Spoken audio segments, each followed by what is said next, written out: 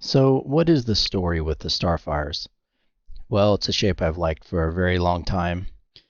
All three of the following similar designs I found pretty early in my RC hobby, so I can't say which was the first one I found. The Wowwing Skua had the oldest info I can find, and both the Skua and the Starfire seem to be from guys in Australia, so I don't know what came first or what the story is there. Also, early on, I was doing a lot of FPV flying, and I found the VAS Chimera, which is very similar with the center section for batteries and motor. When I post pictures of the Starfire and slope groups on Facebook, everyone says, nice skua. So, whatever, I don't know. But the Starfire is the first design that I could find fully documented on RC groups with all dimensions and airfoils used. So when I came back to this design years later, it's the one I used for the design. Specifically the 48-inch wingspan version using the PW51 airfoil.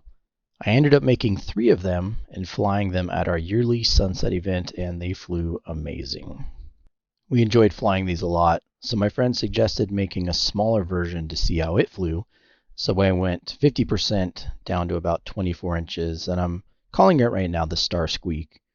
But this also got me thinking about going bigger, so I almost doubled the size up to 72 inches, and that's the one I wanted to share in this video.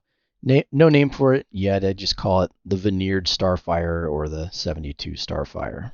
While the Star Squeak is a direct copy of the 48 version, just smaller, the larger size I actually had to adjust the sweep of the center section just because it wouldn't fit on my cutting table. But other than that, it's exactly the same wing area.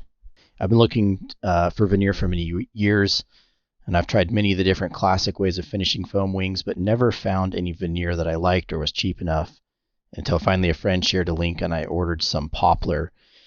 I think altogether it's going to cost about probably $30 to $40 in Veneer to cover this plane. It's interesting, it's very delicate in some ways and very strong in others. Kind of like paper, how you can pull on it and it's very strong, but it easily tears. This Veneer cuts easily with a razor blade, but can tear out at the end of the cut, so you need to slow down as you get close to the edge of the material.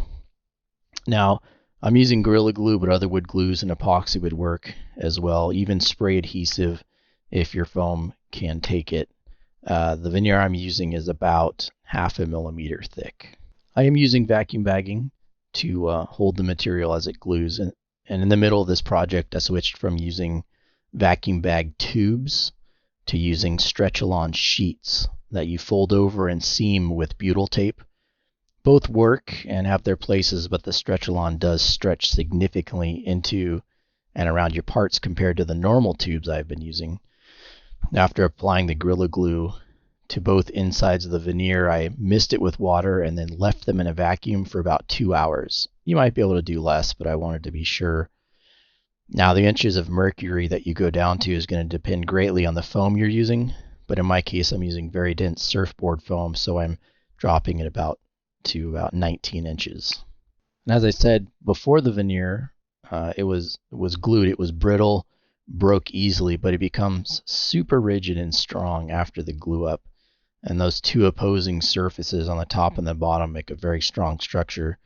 You do have to be careful though when pulling masking tape off, as it's still somewhat delicate. You can peel up parts of the Veneer when you're taking the tape off if you do it too quick. One thing I was worried about was the strength of just a plain butt joint only, as I'm building it in 4 parts. So I embedded spars several inches into each side where those cores are joined, and then I fiberglass around that seam after gluing them together. One other thing I wanted to do on the regular Starfire was round the wingtips like they had you do on the NCFM Bluto, but I didn't get to it. So on this one I decided to add some flat balsa stock as wingtips. And then when I cover the wing, it will span those gaps between the wingtips and the airfoil. In the past, I've had a lot of trouble with these composites, fiberglass, carbon fiber, wood, wrapping them around leading edges. It always leaves a ton of cleanup. So I decided just to bypass that and add a symmetrical leading edge made from balsa stock. My plan right now is to completely build each half of the wing as much as I can on its own, minus covering. then temporarily tape join the wings together, and then find out how much lead I need to hit CG, and then embed that in the nose before I permanently join the halves together. Also trying embedding the battery and receiver and other electronics. And then this will hopefully reduce like any of those access panels that I'll need to cut at the top to add weight for final CG. It'll just make the finish look that much better. One adjustment I had to make in this build was to change from the CG calculator I've used for many years to a completely new one. This was a little concerning, as every plane I've flown for the past 5 years was CG calculated on that old website. You know, there's not that many CG calculators that will do multi-panel setups. Finally, though, I did find another multi-panel calculator, but it was much different. The 72 is on the left, and you can see the standard 48 is on the right. With this one, instead of letting me adjust the CG percentage, I had to adjust the static margin percentage. I had to take a couple old designs and build them out in the calculator and confirm that I had a static margin that would still work for my normal 22% CG that I use on these PW51 airfoils. And that turned out to be 3% static margin. And I tested the Star Squeak and the 72, and both numbers came out within 0.5 millimeter of what I had previously on my known good CG calculator. So looking at the numbers of the 72, or I guess the 76 or 78 versus the standard 48, the wing area increased by almost 100%, and my guessed all-up weight increased by 136%. But what was interesting to me was even though the wing loading had a very small change, still very close to the original, the cubic loading is drastically different. It's much lower. Cubic loading to me is more of an indication of how does it fly, as seen in this chart here. The 48 was a 4, the 72 is a 2.8. So while the 72 has a similar wing loading to the 48, it should fly like a much lighter plane. And the 48 Starfire was already in that glider park flyer range. So it will be interesting to see how it feels. You know, I may even want to add some weight to it after I get that first few flights in. So that's it for now. I'll share another video after it's done, maybe after its first flight. I am really happy with this Veneer. I have enough left for a couple more projects. I think this will probably be the way I finish projects for a while because it's so nice and easy to use.